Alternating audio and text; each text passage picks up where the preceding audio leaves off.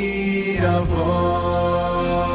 voz do Salvador.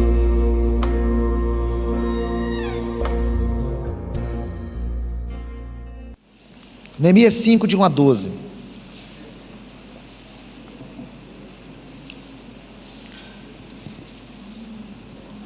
Foi grande, porém, o clamor do povo e de suas mulheres contra os judeus, seus irmãos, porque havia os que diziam: somos muitos, nós, nossos filhos, nossas filhas, que se nos dê trigo para que comamos e vivamos.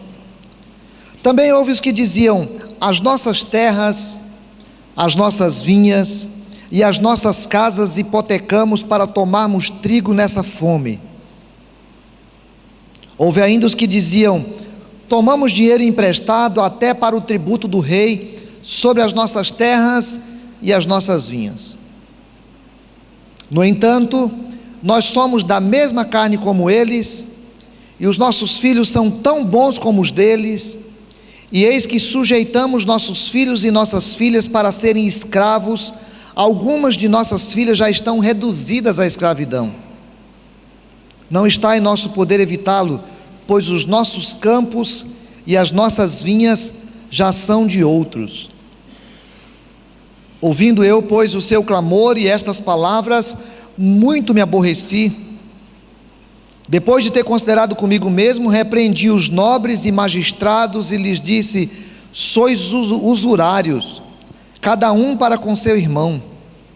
E convoquei contra eles um grande ajuntamento. Disse-lhes: nós resgatamos os judeus, nossos irmãos, que foram vendidos a agentes, segundo nossas posses, e vós outra vez negociareis vossos irmãos para que sejam vendidos a nós? Então se calaram e não acharam o que responder. Disse mais: não é bom o que fazeis. Porventura não devíeis andar no temor do nosso Deus, por causa do opróbrio dos gentios, os nossos inimigos? Também eu, meus irmãos e meus moços, lhes demos dinheiro emprestado e trigo, demos de mão a esse empréstimo. Restituí-lhes, vos peço, as suas terras, as suas vinhas, os seus olivais, as suas casas, como também o centésimo do dinheiro, do trigo, do vinho e do azeite que existis dele. Então responderam: restituir-lhes-emos e nada lhes pediremos, faremos assim como dizes. Então chamei os sacerdotes e os fiz jurar que fariam segundo prometeram. Quando eu era adolescente na igreja, eu ouvi uma historinha, dessas historinhas que os pastores gostam de contar, para ilustrar sermão, e é uma dessas historinhas que a gente ouve e não esquece mais, né? Então eu era garoto, e me lembro que o pastor Carlos contou que uma mulher mudou de bairro e foi morar num outro bairro lá, e ela vinha à igreja e as pessoas perguntavam para ela: você está gostando lá da casa? Ela diz: estou gostando. E está gostando da vizinhança? Ela disse: mais ou menos, a casa do lado é uma sujeira, é tudo muito feio, tudo muito bagunçado, então não estou gostando muito, mas no mais está tudo bem. E aquela mulher da igreja foi visitar então a sua irmã, e quando chegou lá, ela olhou e viu a casa, e olhou na janela para ver a casa da vizinha suja, a casa bagunçada, e ela, ao olhar, falou: mas não é tão bagunçada assim. Ela disse: mas olha a sujeira que tem nessa casa. E a mulher falava para ela: engraçado, mas eu não estou achando tão sujo assim. E aí a mulher foi olhar direito no vidro da casa da irmã, o vidro estava sujo. E porque o vidro estava sujo, ela achava que era a casa da vizinha que estava suja.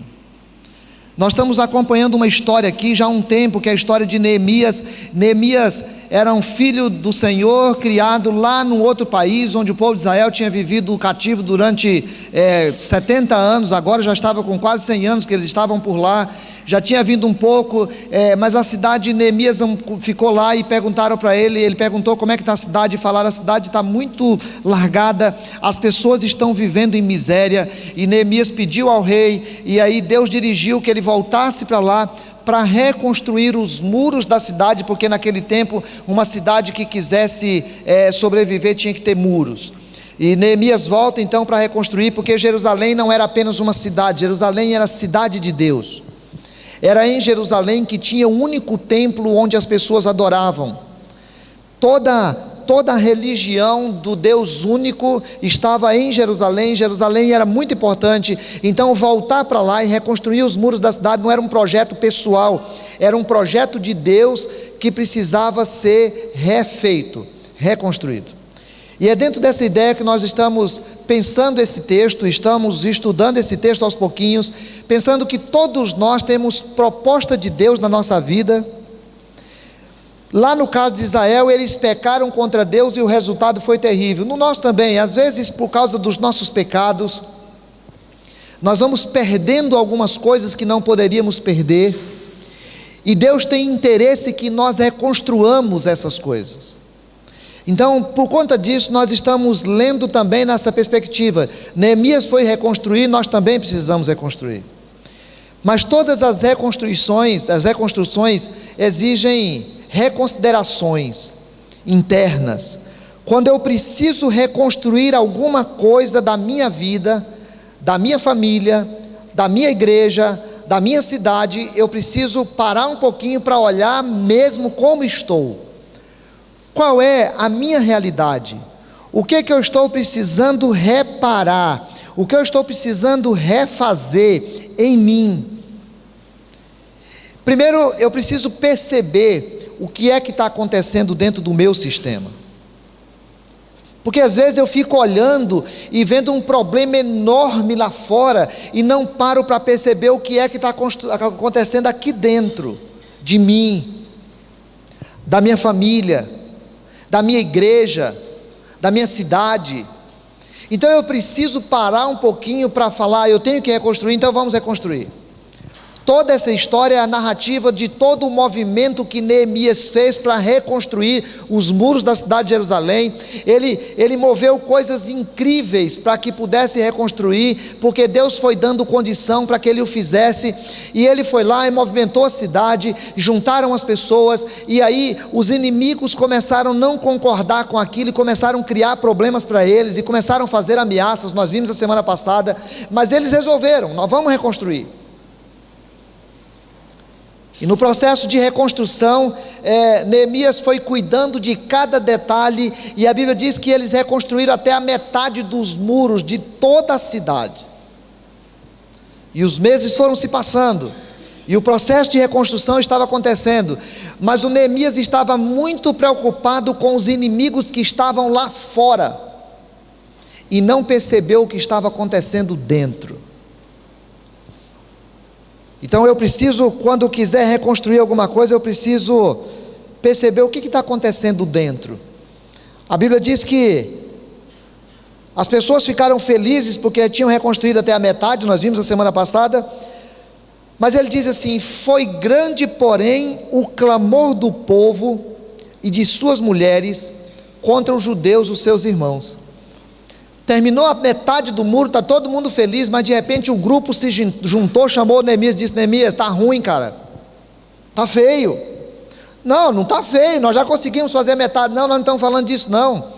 Nós estamos falando que os muros estão sendo reconstruídos, nós estamos falando que os inimigos estão lá fora, mas a coisa aqui dentro está feia. Por quê? Ele diz: porque havia os que diziam: nós somos muitos, nós, nossos filhos, nossas filhas, que se nos dê trigo para que comamos e vivamos, porque nós não vamos ficar conseguindo só trabalhar. Você arrumou um jeito de reconstruir os muros, a gente topou.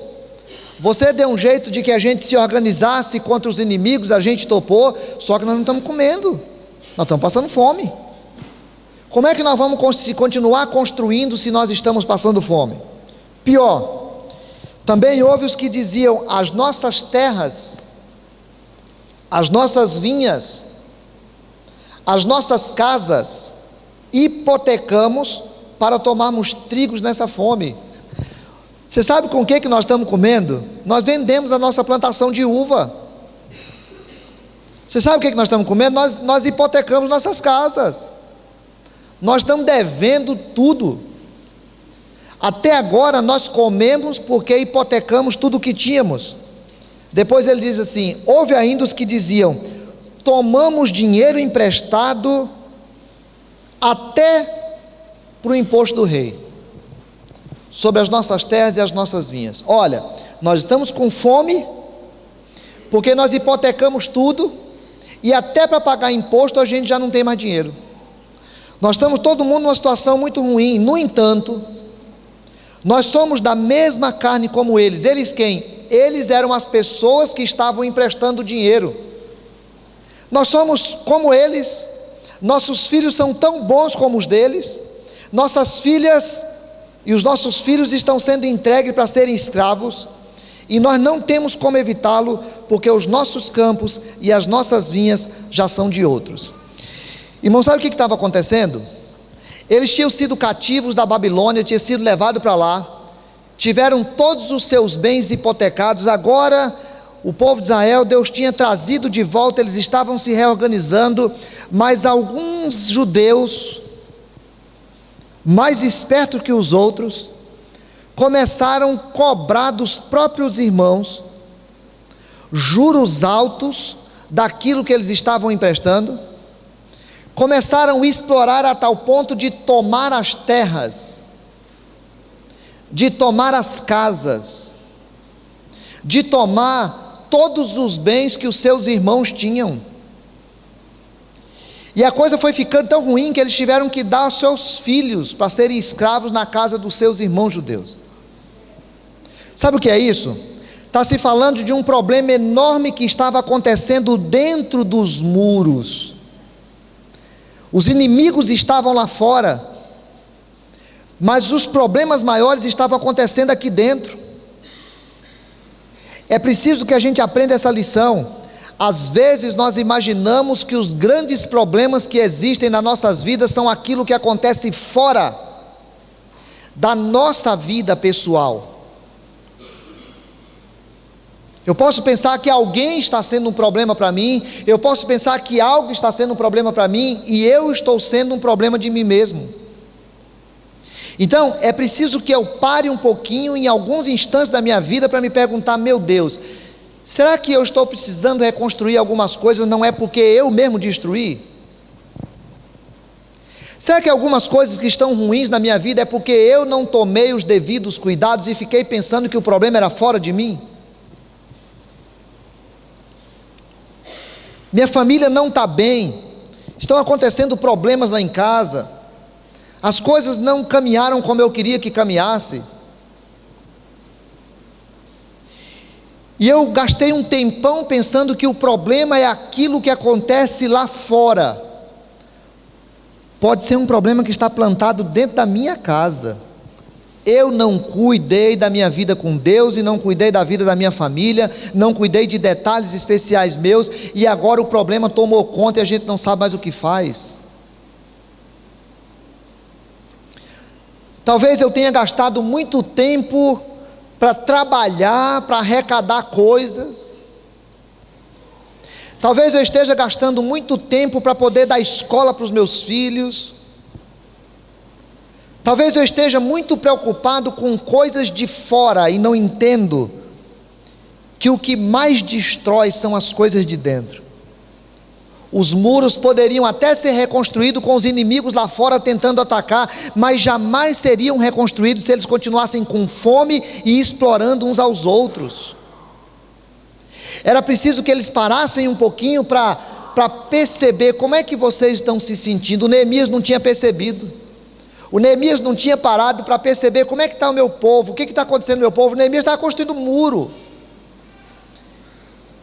Então, irmãos, se você quiser reconstruir alguma coisa na tua vida, se você quiser reconstruir alguma coisa na tua família, se você quiser reconstruir alguma coisa na tua igreja, se você quiser reconstruir alguma coisa na tua cidade, perceba como é que as pessoas estão se sentindo ao teu redor.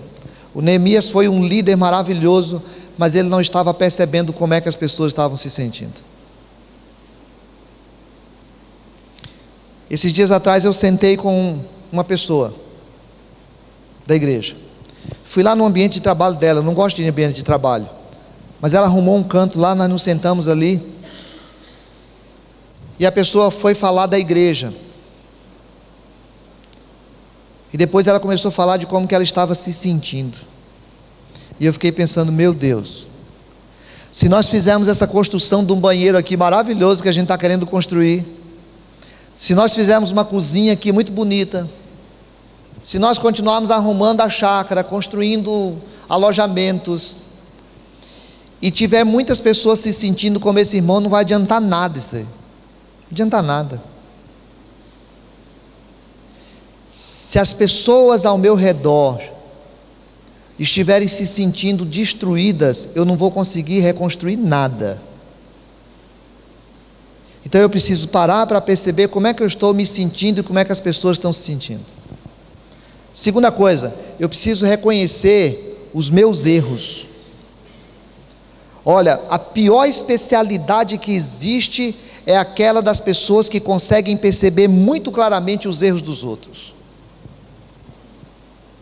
Porque quando a gente gasta uma energia muito grande na percepção dos erros dos outros, nós escondemos nós mesmos dos nossos. E Jesus já falava sobre isso há muito tempo. Neemias parou, não para ficar fazendo outra coisa a não ser olhar que aquela era uma situação deles, não era uma situação dos inimigos que estavam fora, era a situação deles. E aí o versículo 6 diz assim, que ouvindo eu, pois, o seu clamor, e essas palavras muito me aborreci. Eu preciso perceber o que estão sentindo, eu preciso reconhecer que existe erro. Depois eu parei, considerei comigo mesmo, chamei os nobres, chamei os magistrados e lhes disse: sois usurários. Ou seja, sabe o que vocês são? Um bando de aproveitadores uns dos outros. Vocês estão se aproveitando da pobreza dos seus irmãos. Ele diz assim: eu convoquei então um grande ajuntamento, olhei para eles e disse: olha, nós resgatamos os judeus, nossos irmãos que foram vendidos a agentes, segundo as nossas posses, e vós outra vez negociareis vossos irmãos para que sejam vendidos a nós? Vocês têm coragem de explorar os seus próprios irmãos? Isso é errado. Então se calaram, não acharam o que responder, e disse mais: não é bom o que fazeis, porventura não devíeis andar no temor do nosso Deus, por causa do opróbrio dos gentios, os nossos inimigos? Olha, agora ele estava dizendo assim: irmãos, deixa eu falar uma coisa para vocês, isso é um absurdo o que está sendo feito aqui. Nosso Deus nos resgatou e nos trouxe de lá, está reconstituindo a nossa história, a nossa identidade, a nossa autonomia. Nós pagamos um alto preço para essa reconstrução, e vocês, ao invés de ajudarem na reconstrução, vocês estão se explorando como se fosse o inimigo. Isso é pecado. Pecado porque não estão andando segundo o temor de Deus, porque a lei dizia para eles o seguinte: se emprestares dinheiro ao meu povo, ao pobre que está contigo, não te haverás com ele como credor que impõe juros. Êxodo capítulo 22, versículo 25. A teu irmão não emprestarás com juros, seja dinheiro, seja comida ou qualquer outra coisa que é costume de se emprestar com juros. Levítico 23, 19.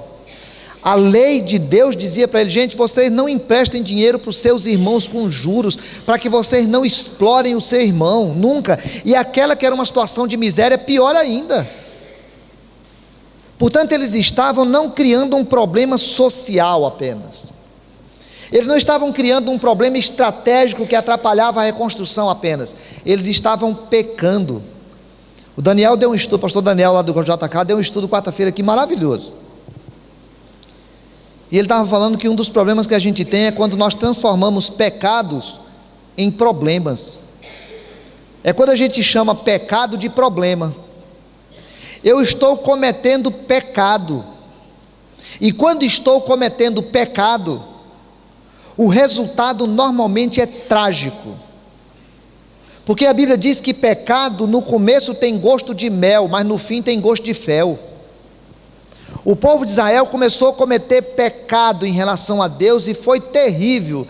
Aí Deus levou para o exílio, eles passaram 100 anos, traz de volta, todo esse povo está de volta ali agora, se reconstruindo, de novo eles começaram a pecar. Irmãos, sabe por que algumas coisas foram destruídas na minha vida e na tua vida? Você sabe. Sabe por que algumas coisas começaram a acontecer e dar tudo errado na nossa vida? Nós sabemos. É porque nós resolvemos pecar. É porque nós resolvemos desobedecer a palavra de Deus. E os pecados não são aqueles grandes pecados que nós acostumamos chamar de grandes. Às vezes são os pequenos pecados do dia a dia. É a negligência com a leitura da palavra de Deus, é a negligência com relação à obra de Deus, é a negligência com relação ao amor à minha família, ao amor ao meu próximo, é a negligência com pequenas coisas que vão aos pouquinhos destruindo a nossa estrutura, e aí daí a pouco nós estamos todo mundo falando assim: eita, eu estou precisando reconstruir alguma coisa da minha vida, só que nem sempre eu tenho a coragem de olhar para mim e reconhecer que o que aconteceu foi que eu pequei. Israel precisava parar naquele instante, Jerusalém precisava parar naquele instante e entender o seguinte: nós estamos pecando, e se nós continuarmos pecando, nós não vamos reconstruir nada. Algumas coisas na minha família não estão bem, porque nós estamos pecando. Algumas coisas na minha igreja não estão bem, porque nós estamos pecando.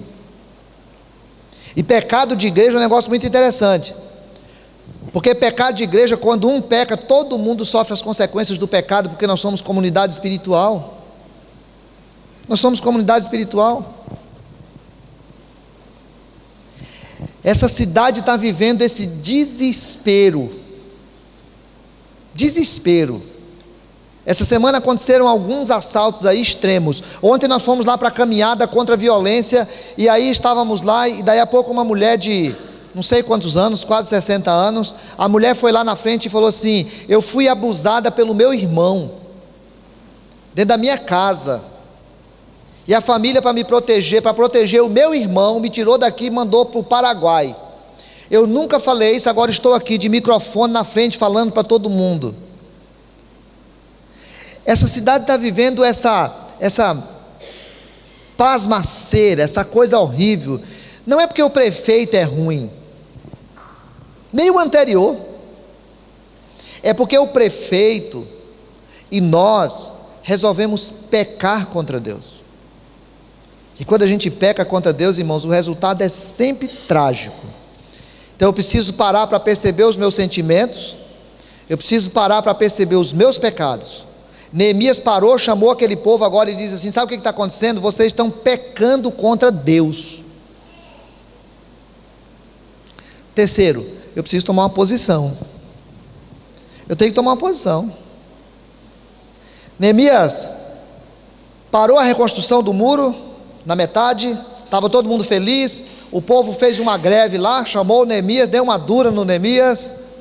Neemias ouviu o que estava acontecendo, reconheceu que era pecado, chamou todo mundo lá, deu uma dura na liderança e falou para eles: olha, restitui-lhes hoje, vos peço, as suas terras, as suas vinhas, os seus olivais e as suas casas. Agora o Neemias fala: gente, vamos recomeçar? Vamos parar?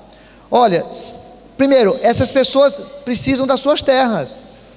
Vamos parar com esse negócio de tirar das pessoas as suas terras, porque eles precisam delas.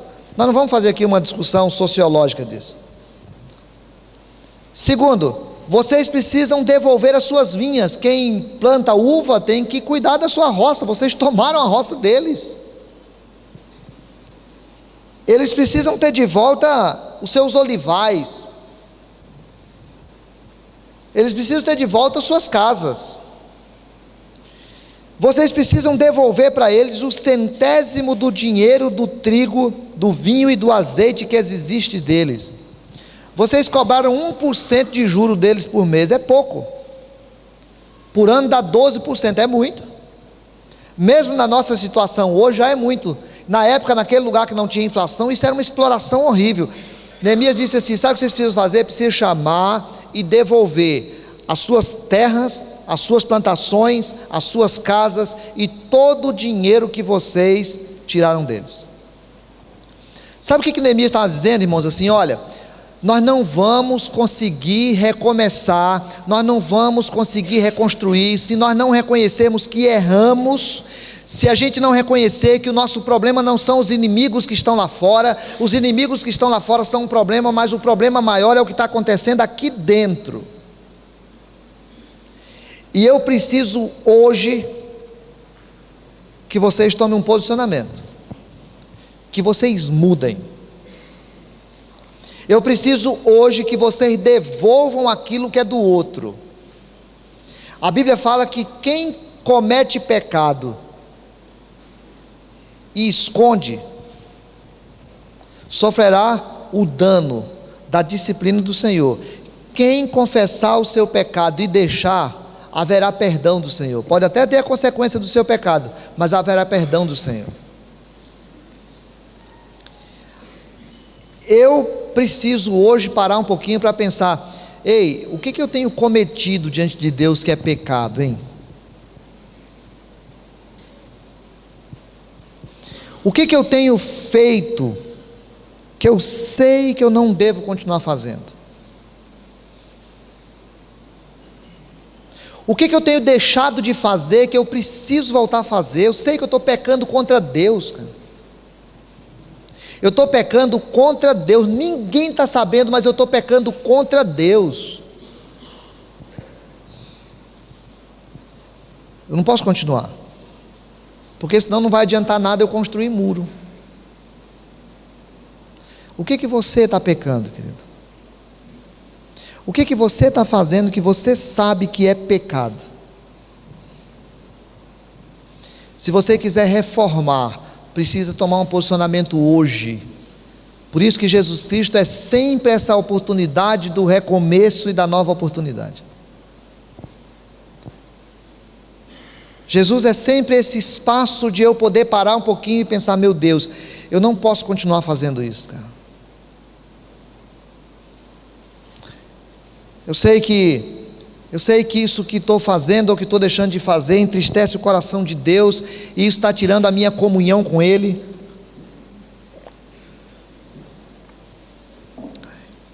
Isso está tirando a minha paz com Ele. E quando eu perco a minha paz com Deus, eu não consigo fazer nada direito. Preciso recomeçar. Lá na minha casa tem coisa que precisa recomeçar. A minha casa tem que se refazer algumas coisas. Não é possível que a gente viva dessa forma. Lá em casa a gente não tem conversado. Lá em casa a gente não tem orado junto. Lá em casa a gente não tem ensinado para os nossos filhos o caminho do Senhor. Eu preciso recomeçar. Na igreja, a igreja precisa passar por mudanças. Como toda mudança começa em mim, eu preciso mudar algumas coisas. Eu tenho de refazer. Difícil. A minha cidade não pode continuar tão suja. Porto Velho é muito sujo. Então eu vou começar a não fazer sujeira. Eu vou começar a limpar a frente da minha casa. Eu vou começar a plantar jardim. Porque Porto Velho precisa ficar mais bonito. O trânsito de Porto Velho precisa ser de pessoas educadas. Não pode ser de pessoas embrutecidas pelo egoísmo que faz do trânsito um lugar de disputa. Então, a partir de hoje, eu vou dirigir de forma educada. Eu vou fazer diferença no trânsito, porque Porto Velho vai ficar melhor quando eu resolver tomar uma posição de fazer alguma coisa melhor a partir de mim. Neemias disse: moçada, eu preciso que vocês tomem uma posição nova hoje. Aí a Bíblia diz que então responderam: restituir-lhe-emos e nada lhe pediremos. Faremos assim como dizes. Então chamei o sacerdote e os fiz jurar que fariam segundo o que prometeram. Eles resolveram tomar uma decisão. A melhor forma da casa da vizinha ficar mais bonita era a irmã limpar a vidraça da casa dela. Se ela limpasse a vidraça da casa dela, a casa da vizinha podia ficar até feia, mas já não seria tão feia como ela estava enxergando. Meu irmão, minha irmã, se tem alguma coisa precisando ser reconstruída na tua vida, na minha vida, no nosso entorno, é preciso que a gente comece hoje. Hoje. Porque toda mudança na prática, ela é resultado da atitude. Atitude é alguma coisa que acontece dentro. Alguém já disse assim: cuidado com o que você pensa, porque aquilo que você pensa pode se transformar em palavra. Cuidado com o que você fala, porque aquilo que você fala pode se transformar em ação. Cuidado com o que você faz, porque aquilo que você faz se transforma em hábito. Cuidado com os seus hábitos, porque os seus hábitos se transformam no seu caráter. Se hoje eu também posso pensar isso no sentido positivo. Se hoje eu resolver tomar uma atitude interna de mudar alguma coisa, eu vou falar para alguém que eu quero mudar essa prática da minha vida, e eu quero começar a fazer isso, porque se eu começar a fazer isso, isso vira um hábito, e se isso virar um hábito, amanhã eu vou ser conhecido por esse caráter. O povo resolveu tomar uma decisão naquele dia: Senhor, nós queremos refazer a nossa caminhada. E aí ele diz assim: agora eu quero então que vocês façam diante do sacerdote, que vocês jurem para vocês mesmos. Eu queria te convidar para fazer. Se você acha que eu estou precisando mudar em alguma coisa, se você acha que a minha família está precisando mudar de alguma coisa, se você acha que a igreja precisa mudar alguma coisa e Porto Velho precisa mudar alguma coisa, ore por mim. Mas se você achar que você também precisa mudar em alguma coisa, ore por ti primeiro. Ore por ti primeiro. Limpe a vidraça. Porque Neemias estava preocupado com o muro e não estava sabendo o que estava acontecendo dentro dele. Nós estamos preocupados em construir banheiro, porque é comum nós às vezes ficarmos com vergonha que os nossos visitantes vão no banheiro aqui que está feio. Nosso problema não é o banheiro, nosso problema são nossas vidas. Não adianta banheiro, música bonita, palavra bonita, ar-condicionado, isso tudo é besteira, se a nossa vida não estiver refletindo a presença de Cristo em nós.